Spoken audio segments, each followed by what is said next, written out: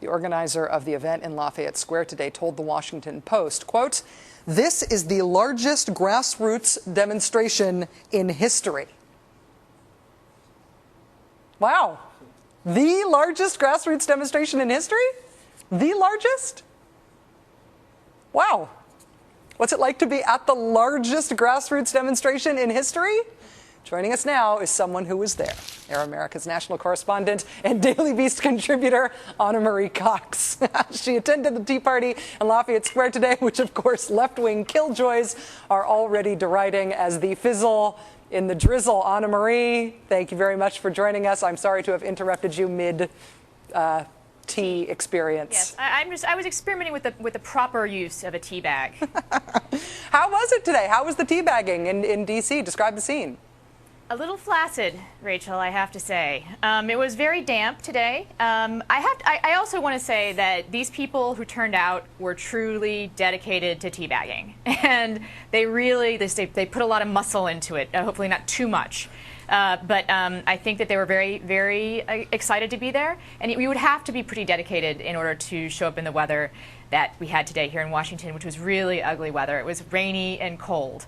But a few hundred hardy souls came out with their mildly racist signs and their love of their country. Mildly racist signs such as? Well, there was a sign of Obama being a shoeshine boy. Oh. Yeah. And then there was also one that was, you'll like this one because I know how you like the puns. It said earmarks, EARMARX, and it had a picture of Obama with huge ears and lips. Oh, yeah. I love a good homonym, but yeah, then you have to go there. Well, wait, I'm confused, though, that they announced that their turnout was 3,000. They did. From the stage, they announced that their turnout was 3,000. And it was actually a very adorable little stage. I thought it was an umbrella for a long time until I got closer to it. It was really sort of like a picnic table situation, like standing on a picnic table, which gave it a homespun feel. I have to say that.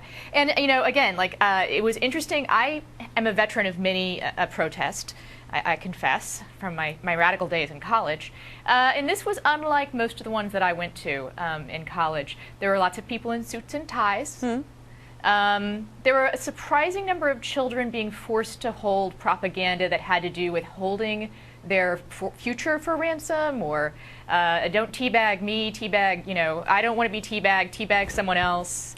I don't know if there are laws about using children in that way in the district, but you know, well, the whole thing got broken up by police anyway. I don't know if it was the kids. I guess it was the bomb scare. Well, it was broken up by police after somebody threw something onto the White House lawn. Is that right? Yes, someone threw tea bags onto the White House lawn, which, of course, you know, yeah, the fine granular substances thrown at the White House, that seems like something somebody has that. There's a rumor at some point that someone, oh yeah, terrorists. Terrorists were going to do that. And in fact, it was a little bit of fun. They sent out their robot. The Secret Service sent their robot that undoes bombs, their bomb sniffing robot, I guess. And the robot came and, you know, discovered it was simply tea. And but by that time, the protesters had pretty much disbanded. And I, of course, went to teaism as a show of solidarity, just down the street. Well, I mean, people wanted to teabag the Treasury Department, and they didn't think to get a permit to do so, and so they couldn't do that. They threw the tea bags on the White House lawn, not expecting that would break up their protest. The million tea bags couldn't be dumped on Lafayette Square because they didn't have a permit. For that, it sort of felt like in the joy and the enthusiasm to teabag, they just overlooked a lot of these important details that right? That you would think you'd need to be able to do in order to pull off a D.C. protest. Well, you know, the thing is, I guess after you're in power for 8 years, like, you forget, you know, how to run a decent protest. I'm sure that they'll come up with some more, and I bet they'll get more practice at it. Although I would add another flaw in the plan is all of these anti-tax rallies. Many of them took place in parks, which are normally paid for with taxes unless they've developed another way to you know, have a park. But the whole thing really felt, and also security provided by the police. I can't afford fire truck myself. I can't afford police myself. I don't know what their solution is. Marie, one last question for you. I was struck today by the fact that there was a teabagging protest at the Alamo. Yes, that was Glenn Beck was the headliner there. And he has a problem with history in general. A few days ago, he had a Thomas Paine impersonator come on and compare the stimulus package to 9/11. So that's a problem. But I sort of actually am kind of glad. Apparently, he thinks the Alamo is just the perfect place to start your revolution. And so I wish him all the best. And I also wish that someone at some point gets him a history book. Yes, time to fact check even the basic idea of what he's doing. Marie Cox, Air America's national correspondent, Daily Beast contributor, and our intrepid reporter at today's protest. Thanks for joining us tonight. I appreciate it.